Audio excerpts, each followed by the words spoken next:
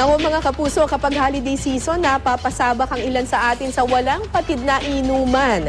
Ang resulta, matinding hangover. Alamin ang mga paraan para maibsan ang hangover sa News to Go ni Micaela Papa. Singkahulugan na yata ng Noche Buena sa Pilipinas ang walang tigil na pagkain. At syempre, tila walang katapusang tagay ng alak. Pero pagkatapos ng kasiyahan, ang namamasko kinabukasan kay Ken Soleta, isang malupit na hangover. Hanggang alas 5 kami nag-inom kagabi, simula alas 3 ng hapon. Hanggang alas 5 na ng umaga kanina. Alas ano na? Kalahating araw. Wala pa rin tulog. Wala ka pa tulog. Ano nangyari sa'yo kagabi? Sakit na ulo. Medyo lutang. Lutang yung pakiramdam. Hindi na raw bago ang hangover kay Ken at sa kaibigan niyang si Nikos Mortel. Kaya naman iba't ibang paraan na rin ang nasubukan nila upang labanan ito. Kain na kami.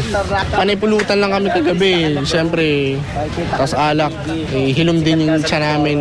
Hindi masyadong nakakagaan din ng pakiramdam. Ito, babawi kami ngayon. Pagkagising, nung niyaya ko ng tropa ko, yun pinashot ako.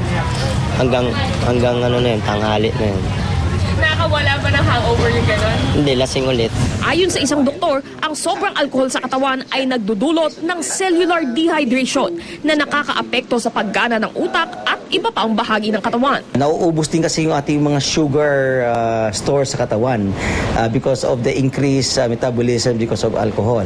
And the main source of energy ng ating brain is our glucose. No? At pag ito ay na-deplete because of too excessive alcohol, doon nagkakaroon ng symptoms. Wala raw magic na gamot sa hangover.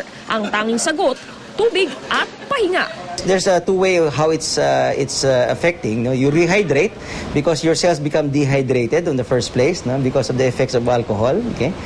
The second is, of course, you want to increase your fluids in your body so that you will also release the existing alcohol in your bloodstream.